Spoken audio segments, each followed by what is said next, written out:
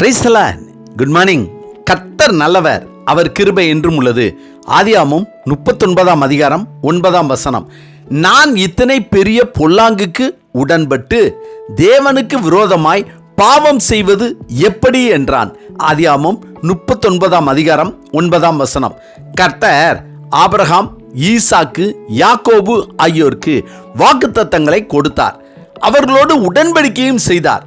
யாக்கோபின் பிள்ளைகளில் யோசேப்பு துன்மார்க்கத்தை விட்டு விலகி தன் சகோதரர்கள் செய்த துன்மார்க்கத்தை தன் தகப்பனுக்கு சொல்லி வந்தான்.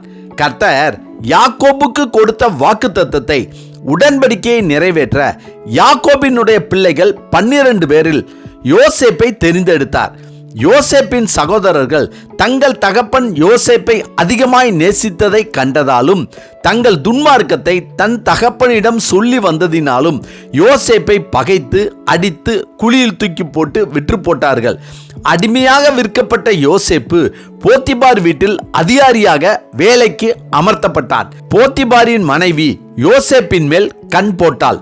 ஆனால் யோசேப்போ, நான் இத்தனை பெரிய பொல்லாங்குக்கு உடன்பட்டு தேவனுக்கு விரோதமாய் பாவம் செய்வது எப்படி என்றான். எனவே அவள் போத்திபார் மூலமாக யோசேப்பை சிறையில் தூக்கி போட்டாள். ஆனால் பரிசுத்த வேதாகமத்தில் கர்த்தரோ யோசேப்போடு இருந்து அவன் மேல் கிருபை வைத்து சிறைச்சாலை தலைவனுடைய தயவு அவனுக்கு கிடைக்கும்படி செய்தார் என்று எழுதப்பட்டுள்ளது. ஆம், கர்த்தருடைய கிருபை யோசேப்புக்கு சிறைச்சாலையில் தான் கிடைத்தது. யோசேப்பு கர்த்தரால் சிறு வயதில் தெரிந்தெடுக்கப்பட்டிருந்தாலும் சகோதரர்களால் அவன் அடிக்கப்பட்டு குழியில் தூக்கி போடப்பட்டு விற்கப்பட்ட பொழுதும் கர்த்தர் அவனோடு கூட இருந்தார். ஆனால் கர்த்தருடைய கிருபையோ என் தேவனுக்கு விரோதமாய் பாவம் செய்வது எப்படி என்று யோசேப்பு சொல்லிய பிறகுதான் அவனுக்கு கிடைத்தது. யோசேப்பை தெரிந்து கொண்ட கர்த்தர் தனக்கு பயந்து வாழ்கிறான் என்பதையும் அவன் தன்னிடத்தில் இருந்து பெற்ற நன்மையை, அதாவது குழியில் இருந்த தன்னை, அடிமையாக விற்கப்பட்ட தன்னை இன்று போத்திபார் வீட்டிற்கு அதிகாரியாக வைத்தவர் கர்த்தர் என்பதை நினைப்பதாலும் தன்னை உயர்த்தின, தனக்கு நன்மை செய்த தேவனுக்கு விரோதமாக பாவம் செய்யவில்லை என்பதை அறிந்து கொண்ட பிறகுதான் கர்த்தர் அவன் மேல் கிருபை வைத்து அவனை கொண்டு தன்னுடைய உடன்படிக்கையையும் வாக்குத்தத்தத்தையும் நிறைவேற்றினார்.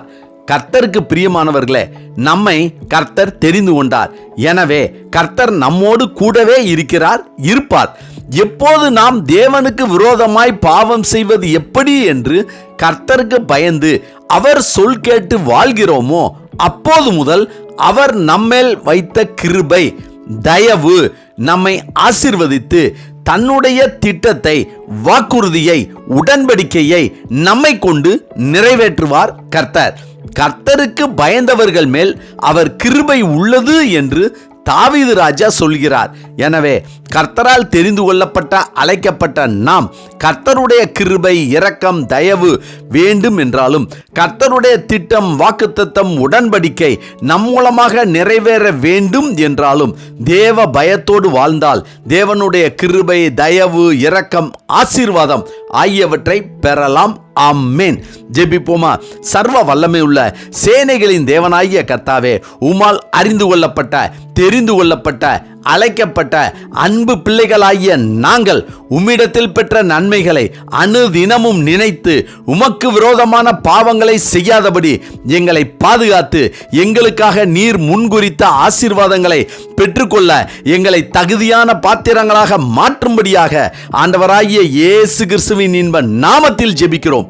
கர்த்தாவே, இந்த நாளை நீர் எங்களுக்கு கொடுத்ததற்காய் நன்றி.